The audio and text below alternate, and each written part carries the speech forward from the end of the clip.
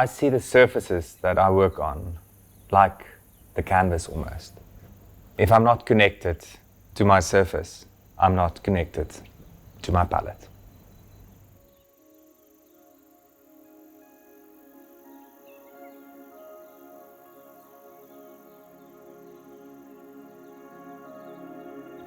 Welcome to Klein JAN.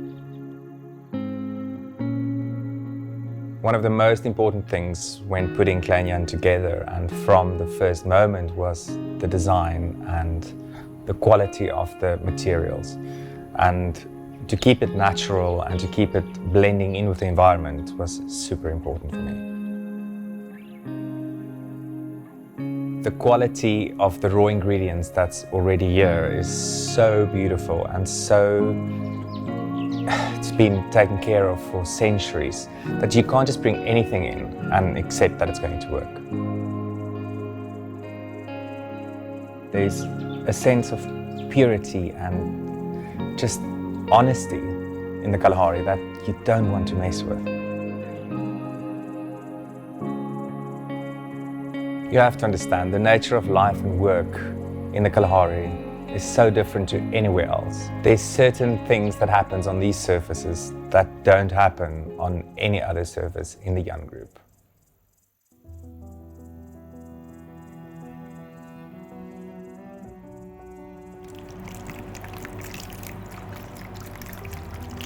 All the ingredients at Klein JAN is local. It's hand-picked and some only ripe at certain times of the year. So we need to preserve them and make sure that they last throughout all the seasons. One example is the Tsamma melons. Some of them are actually very bitter, so you need to taste them before you start pickling them, and some might even be on the edge of being a little bit on the medicinal side.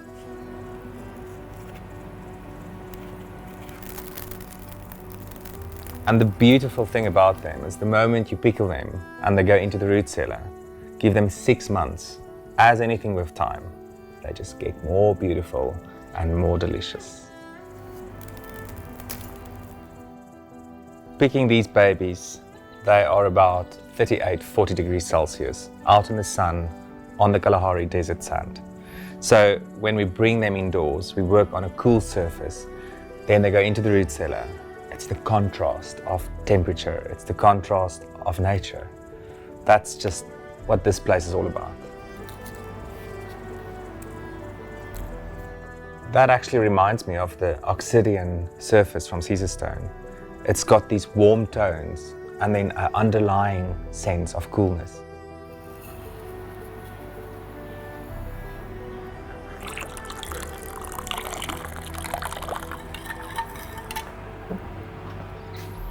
Nothing gets wasted at Klein JAN. So if the springboks don't eat them, they come straight to our kitchen.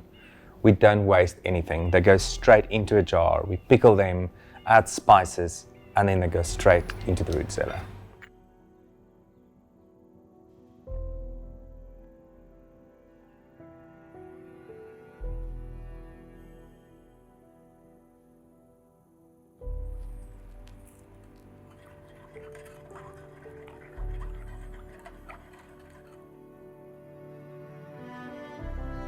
There's the sense of organic material that you see in the stone, and it really connects with the ingredients and with the way we work them.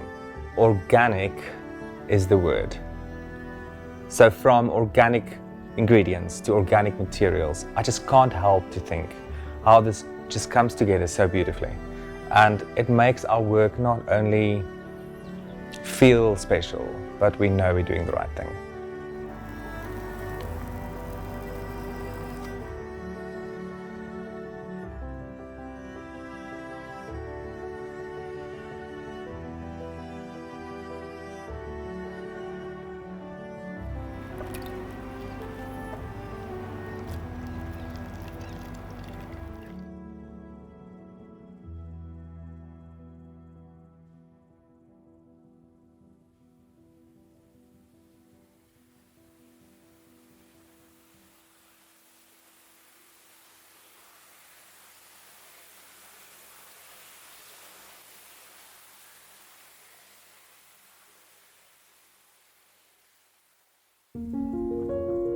working in really warm temperatures.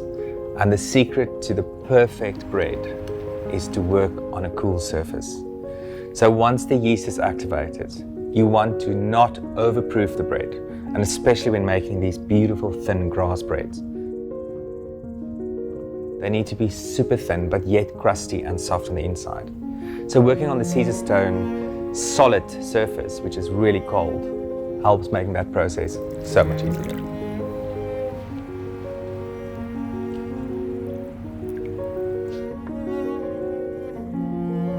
The surface is really integrated with the whole process.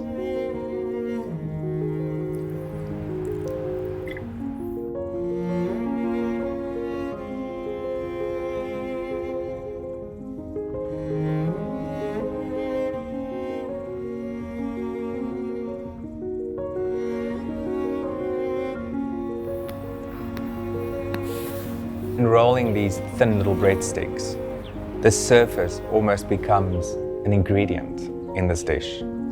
It's to get it super thin and super cool at the right time.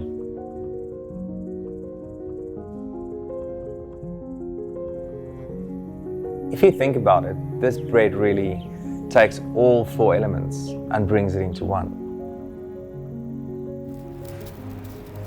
Fire, how we bake the bread. The earth, the stone that we actually roll it on. Water, so important. And air gives it the fluffy softness that you need in the bread.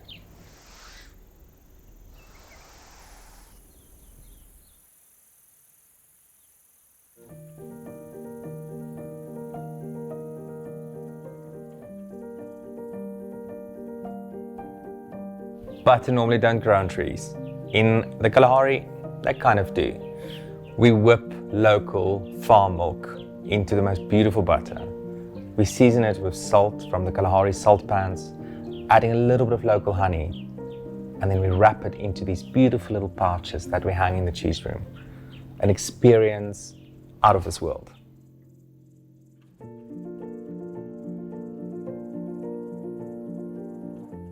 The key ingredient is the pistachio flower honey.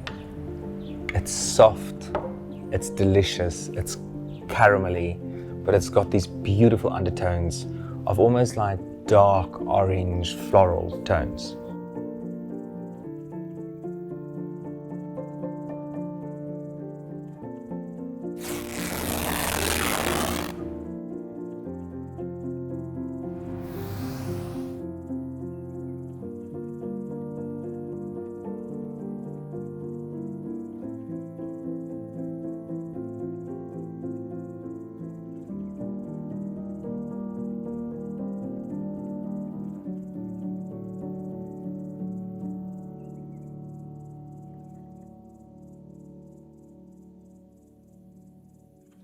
The canvas that I'm working on is becoming so part of this dish.